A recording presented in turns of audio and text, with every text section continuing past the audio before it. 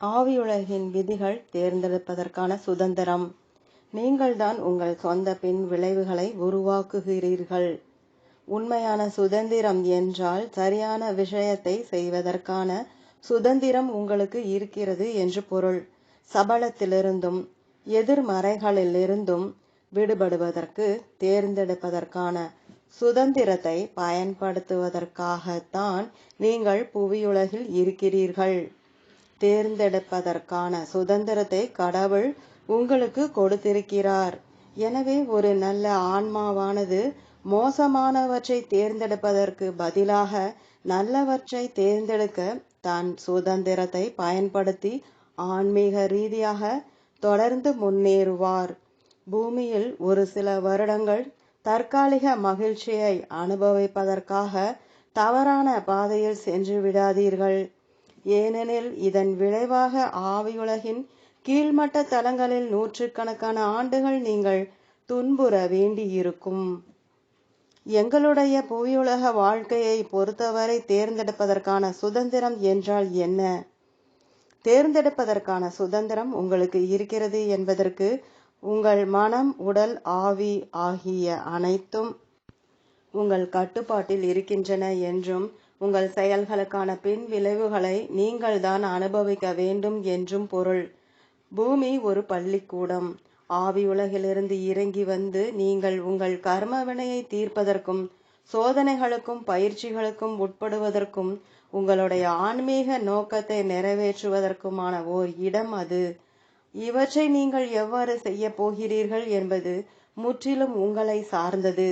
நீங்கள் உங்கள் சவால்களை ஒரு புன்னகையுடன் துணிச்சலாக எதிர்கொள்ளலாம், அல்லது நீங்கள் எப்போதும் குறை கூறிக்கொண்டும் கழிவிறக்கத்தில் உழன்று கொண்டும் இருக்கலாம்.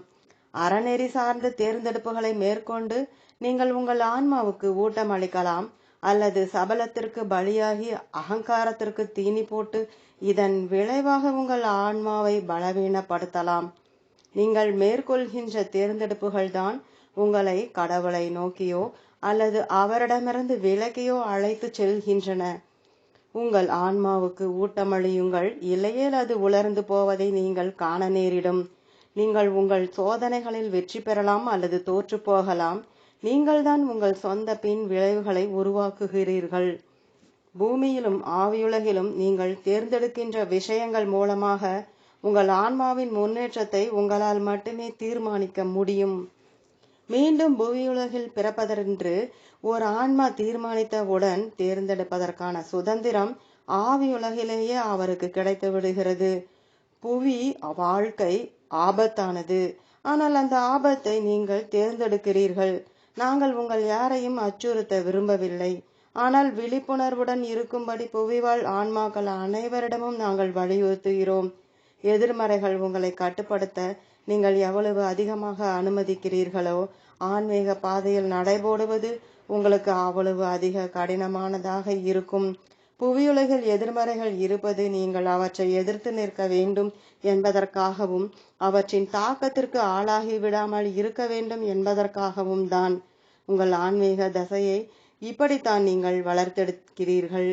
நீங்கள் உங்கள் ஆன்மாவை பலப்படுத்த தவறும்போது உங்கள் வெளிமனதின் பேச்சை கேட்டு செயல்படுகிறீர்கள். அறநெறிக்கு புறம்பான பலவீனமான தேர்ந்தெடுப்புகளை மேற்கொள்கிறீர்கள். ஒரே ஒரு பலவீனமான கணம் கூட உங்கள் வாழ்நாள் நெடுகிலும் நீடிக்கக்கூடிய பின் விளைவுகளை ஏற்படுத்தக்கூடும். தவறான பாதையில் நீங்கள் எடுத்து வைக்கின்ற ஓர் அடி கூட சரியான பாதைக்கு நீங்கள் திரும்பி வருவதை மிகவும் கடினமாக்கிவிடக்கூடும். சபலங்களை எதிர்கொள்ளும் போது பாதை தவறி செல்வது மிகவும் சுலபம். கடவுளின் பெயராலும் மதத்தின் பெயராலும் பல பயங்கரமான காரியங்களை சில ஆன்மாக்கள் செய்துள்ளனர். தங்கள் சொந்த குடும்பத்திற்கு தீங்கு விளைவித்துள்ள இன்னும் தீங்கு விளைவித்து கொண்டிருக்கின்ற சில ஆன்மாக்களும் இருக்கின்றனர். குழந்தைகளையும் முதியவர்களையும் சித்திரவதை செய்கின்ற ஆன்மாக்கள் இருக்கின்றனர். இந்த ஆன்மாக்கள் அனைவரும் கீழ்மட்ட தலங்களில் இருக்கின்றனர். ஆன்மீக ரீதியாக உயர்வது அவர்களுக்கு மிக கடினமான செயலாக இருக்கும். அதற்கு 2 முக்கிய காரணங்கள் இருக்கின்றன. முதலாவதாக, அவர்களுடைய நடவடிக்கைகளின் விளைவாக அவர்களுடைய ஆழ்மனம் செயலிழந்து விடுகிறது. இரண்டாவதாக, புவியுலகிலும் சரி ஆவியுலகிலும் சரி அவர்கள் அடிமட்ட தலங்களில் இருப்பதால் ஒத்த இயல்பு கொண்ட ஆன்மாக்களால் அவர்கள் சூழப்பட்டுள்ளனர். இந்த தீய ஆன்மாக்கள் தங்களை மேம்படுத்திக் கொள்ள விரும்புவதில்லை. அவர்கள் தங்கள் எண்ணிக்கையை பலப்படுத்த விரும்புவதால் மற்றவர்கள் மேம்படுவதிலும் அவர்களுக்கு விருப்பமில்லை. மற்றவர்கள் மீது எதிர்மறையான தாக்கத்தை ஏற்படுத்துவது, அவர்களை கட்டாயப்படுத்துவது, தந்திரமாக ஏமாற்றுவது ஆகியவற்றின் மூலம் தங்களை சுற்றி இருப்பவர்களின் ஆன்மீக வளர்ச்சியை அவர்கள் தடுக்கின்றனர். தேர்ந்தெடுப்பதற்கான சுதந்திரத்தை மற்றவர்களிடமிருந்து அவர்கள் பறித்து விடுகின்றனர். பூமியில் இப்படிப்பட்ட தீய ஆன்மாக்கள் கடவுளின் விதிகளை முற்றிலுமாக உதாசீனப்படுத்துகின்றனர். ஏனெனில் கடவுள் மீது அவர்களுக்கு நம்பிக்கை இருப்பதில்லை. அதோடு ஆன்மீகத்தை பற்றிய தவறான கருத்துக்களை அவர்கள் கொண்டுள்ளனர். ஆனால் என்ன நிகழ்ந்தாலும் சரி, ஒரு மனிதன் இறக்கும்போது அவனுக்கு தகுதியான இடத்திற்கு அவனை அழைத்து செல்வதற்கு போதுமான அளவு அவனுடைய ஆழ்மனம் விழித்து கொள்கிறது என்பதை அவர்கள் புரிந்து கொள்ள வேண்டும். அது கடவுளின் நியாய தீர்ப்பு. அது முடிவற்றது. ஓம். தொடரும்.